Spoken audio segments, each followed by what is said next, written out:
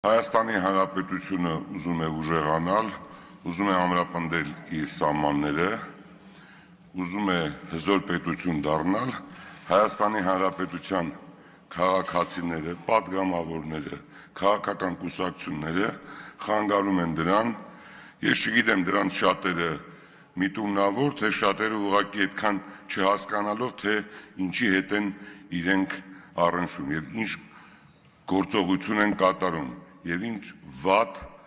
անուն են ունենալու պատմության մեջ,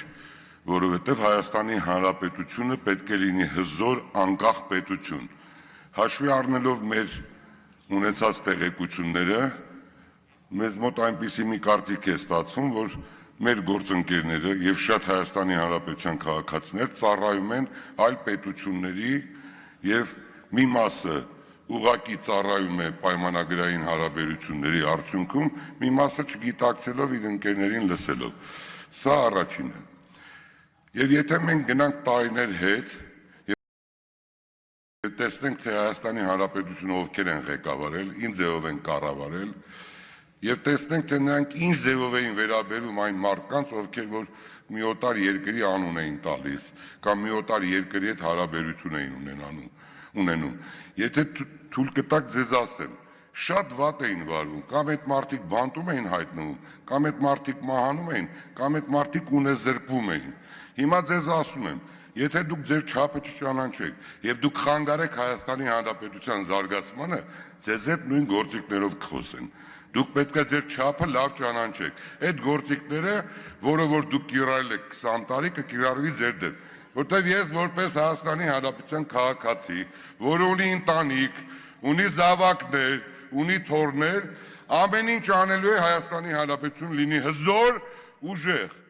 Իսկ այդ մնացած հորինվածքները, որոնք որ հորինում եք, սահմանները տվին, հողերը տվին, դրանք նրա համար է, որպեսզի դուք շատ լավ կարողանաք հասարակությանը գցեք մոլորության մեջ։ Սա առաջինը, երկրորդը, ամենավատ վնասը դուք տվել եք մեր Ղարաբաղցի քույրերին եւ եղբայրներին, երբ որ նրանց նույնպես հրավիրել եք ձեր միտինգին։ Ինչի, որովհետեւ նրանք Հայաստանի Հանրապետության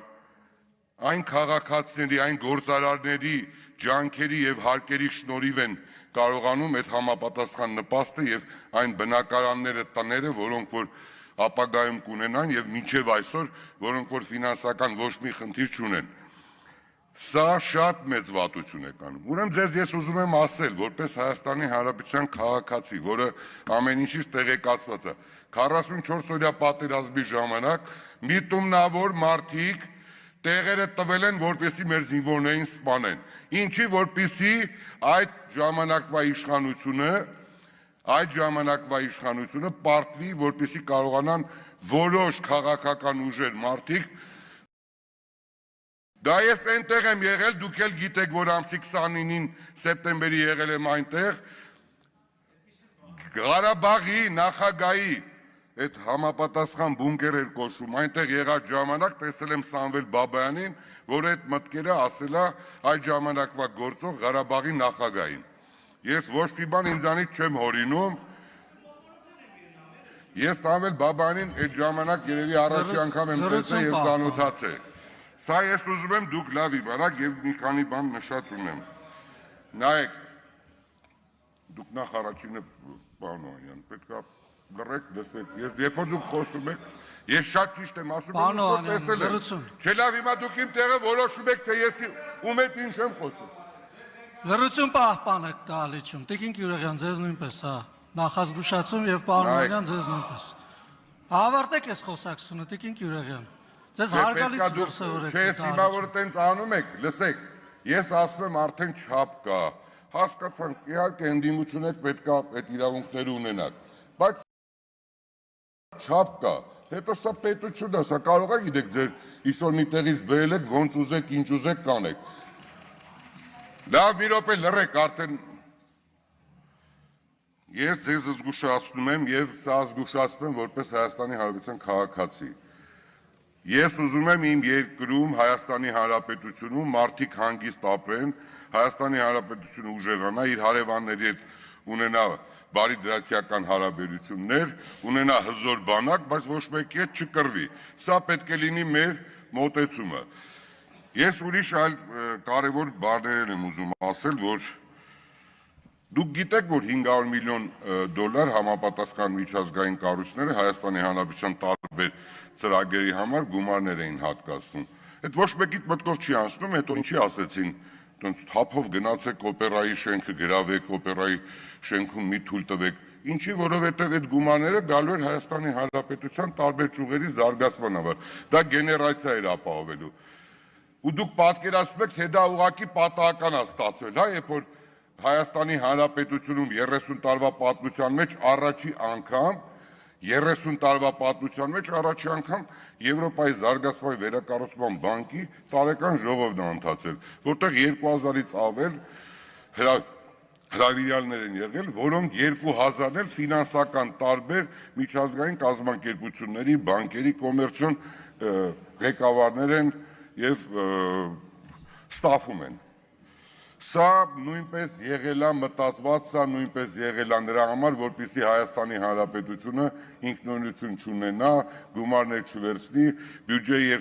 խնդիրները չլուծի, գեներացիա չապահովի։ Ուրիշ, ես ձեզ մի բան եմ ուզում ասեմ, եւ շատ ընկերների հետ ես 20-30 տարի ունեմ հարաբերություններ, մեր դաշնակցական գործընկերների մնացած է։ Ես ուզում եմ ասեմ, որ արդեն ժամանակները փոխվել են։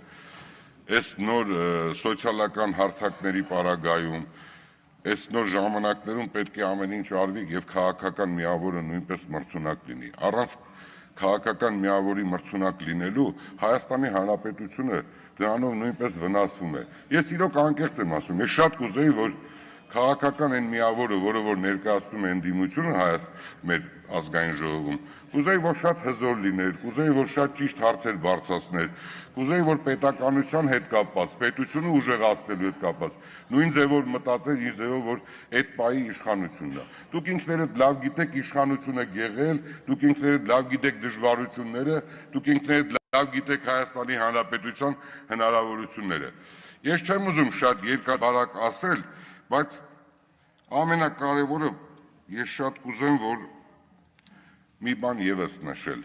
Եկեք բոլորով իրար հետ հավաքվենք Հայաստանի Հանրապետությունը ուժեղացնենք։ Այդ իշխանության ձգտելը ես չեմ կարծում, որ դա ստացվելու է։ Որտեղ Հայաստանի Հանրապետության քաղաքացիները գիտակից են, Հայաստանի Հանրապետության քաղաքացիները տեսնում են, իհարկե ցանկացած կառավարման պարագայում հնարավոր է խնդիրներ լինի։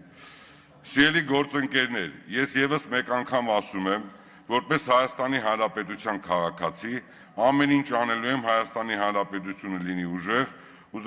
ունենա հզոր բյուջե, իր խնդիրները լուծի եւ տարածաշրջանում գնահատվի